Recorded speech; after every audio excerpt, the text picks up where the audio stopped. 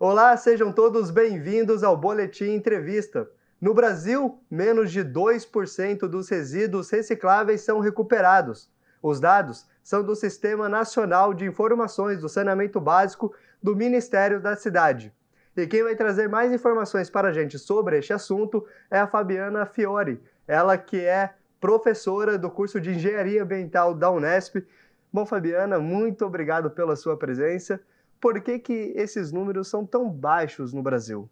Bom, primeiro, muitíssimo obrigada pelo convite, é um prazer estar aqui com você. Nós temos aí duas coisas muito importantes para a gente conversar. Primeiro, que nós temos materiais que são potencialmente recicláveis e materiais que efetivamente são devolvidos à cadeia produtiva. Então, esse valor que você está trazendo provavelmente é do que efetivamente a gente consegue retornar para a cadeia produtiva.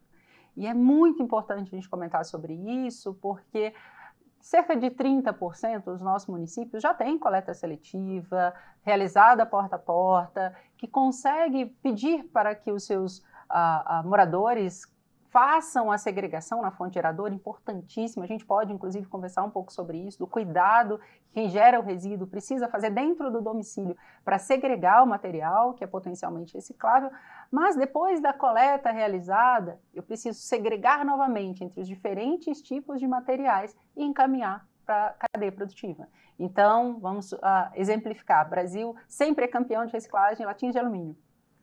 Tem um alto poder econômico, então há um mercado consolidado para o retorno desse material para a cadeia produtiva. E, em contraposição, nós temos outros materiais potencialmente recicláveis, exemplo, papel, papelão, o PET, que tem um custo, um valor de mercado muito baixo. Então, em muitos casos, esses materiais não são devolvidos à cadeia produtiva e a cadeia produtiva utiliza uma matéria novamente de primeira geração. Tá? Extrai novamente o recurso natural e faz o uso para produzir novos materiais. E isso acaba sendo um problema de longo prazo, né? A partir do momento que você não realiza essa reciclagem da maneira correta, impacta para o futuro. Nós temos um problema enorme de curto, médio e longo prazo nesse caso, Paulo. O primeiro, sempre quando a gente fala em gestão de resíduos, a gente fala que a ordem de prioridade é não gere. Se você puder, opte por não gerar. Você realmente vai contribuir para prevenir esse impacto ambiental. Se você gerou, você tente reutilizar ou reciclar, que é este o caso que a gente está comentando aqui hoje. Então, eu posso reutilizar, talvez, a gente está falando, eu comentei sobre resíduo domiciliar, mas existem vários outros resíduos gerados nas cidades. Se for dentro do domicílio, eu posso reutilizar, às vezes, uma embalagem, posso reutilizar uma sacolinha para fazer um saco de lixo, né, para dispor o meu resíduo sólido. Eu tenho opções de reutilização. Ou posso encaminhar para a coleta seletiva, por exemplo, para que volte à cadeia produtiva para a produção de novo bem. Nesse caso, eu acabo tendo um custo associado ao transporte, um custo associado à segregação desse material e, em alguns casos, começa a se tornar inviável. Se a gente não recupera esse material, qual que é o destino dele? Nos melhores ambientes, o aterro sanitário. E aí eu tenho perda de vida útil desse aterro sanitário, os nossos aterros estão chegando no final da sua vida útil, nós temos, infelizmente, o lançamento inadequado desse material em vias públicas, em terrenos baldios, e eu tenho vários problemas ambientais, de contaminação, e pode até ter um problema de saúde pública associado à disposição desses resíduos. E o que provoca, né, esses números tão baixos também? As pessoas, elas faltam um pouco de conscientização ou não sabem como fazer a separação correta desses resíduos?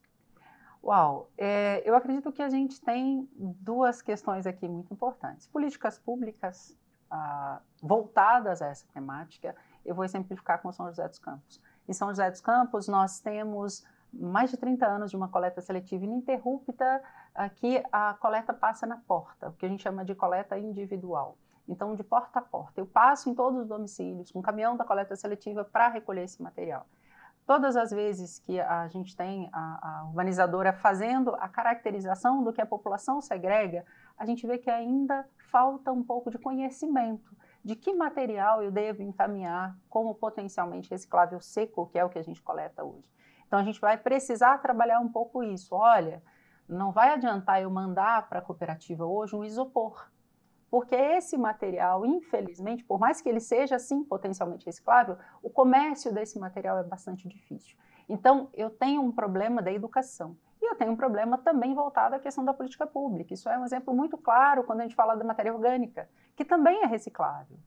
que também podemos produzir outros materiais e que a gente coloca conjuntamente nos aterros, gerando chorume, gerando gases de efeito estufa. Então a gente tem, eu acho que políticas públicas precisam ser realizadas voltadas a essa finalidade e educação dentro de toda a categoria dos geradores, todas as atividades que poderia contribuir muitíssimo com o aumento desse número aí dos resíduos recicláveis.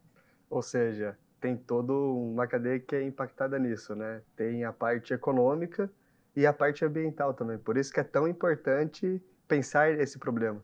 Excelente ponto que você traz. Eu gosto muito dos números, que eu acho que fica muito claro. Todas as vezes que a gente está separando, e eu estou usando muito domiciliar, porque eu acredito que seu público, todos nós moramos, né? Então, a gente tem a coleta seletiva hoje custando cerca de 4 vezes mais do que a coleta do resíduo indiferenciado. Então, todas as vezes que você coloca 1 quilo a mais no seu resíduo, nós, como cidadãos, estamos pagando 4 vezes mais por essa coleta. Então, eu colocar um orgânico misturado, eu estou falando que eu vou pagar mais por essa coleta. Então, não faz tanto sentido. Hoje, o resíduo que é coletado de forma segregada, ele demanda ainda ser triado, quer dizer, eu ainda tenho um custo associado a essa triagem. E o outro vai direto para o aterro. Então, entender que esse custo é nosso e que custa, né, todo esse manejo do resíduo é importantíssimo para que a gente pense. E é claro, tem um outro olhar também, que a gente fala da economia social, que a gente tem as nossas cooperativas, os catadores, pessoas que segregam esses materiais e comercializam e sobrevivem por meio disso, dessa renda. Então, acho que é bem legal a gente pensar o resíduo. Eu falo que do ponto de vista industrial, pensar resíduo é pensar em perda econômica. Se eu gerei resíduo, eu perdi matéria-prima, perdi insumo, perdi energia para processar, então isso é perda econômica. E eu ainda vou gastar mais para fazer a destinação desse resíduo adequadamente.